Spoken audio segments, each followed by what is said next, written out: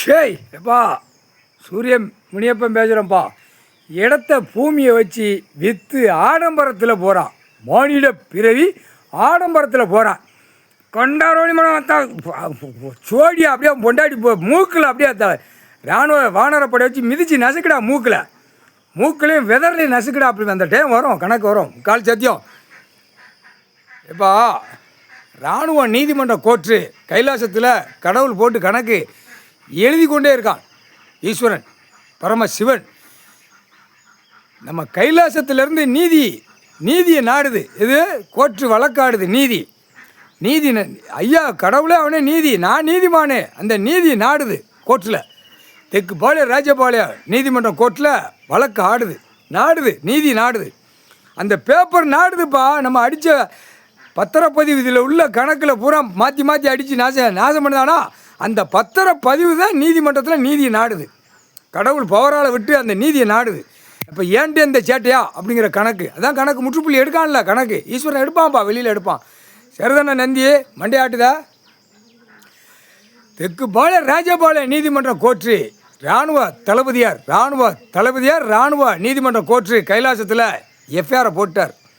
அவன் தான் போடணும். எஃப்ஐஆரை போட்டு இப்போ கையில் வச்சுக்கிட்டான்.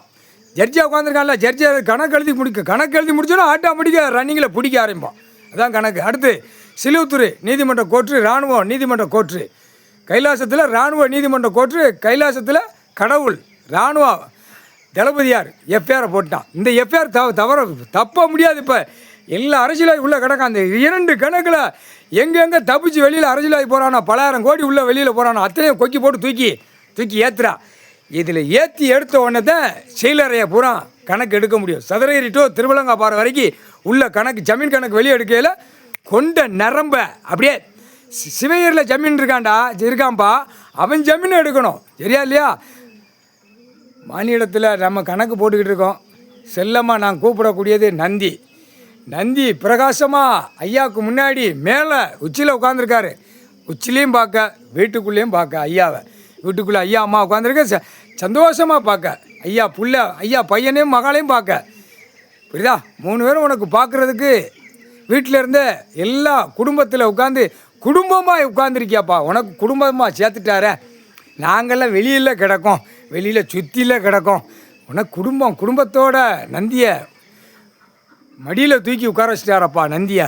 அப்பா முத காலை எட்டு வச்சதே கைலாசத்தில் நீ தானே நந்தி தானே உள்ள ஏங்கி வந்தவொடனே ராமேஸ்வரத்துலேருந்து தவ்வி ஈஸ்வரன் பரமசிவன் கைலாசத்தில் பிள்ளையோடு வந்து உட்கார்ந்து நீங்கள் 3 பேர் தானப்பா நடத்தினிய முதல் கணக்கு கைலாசத்தில். முக்கால் சத்தியம்.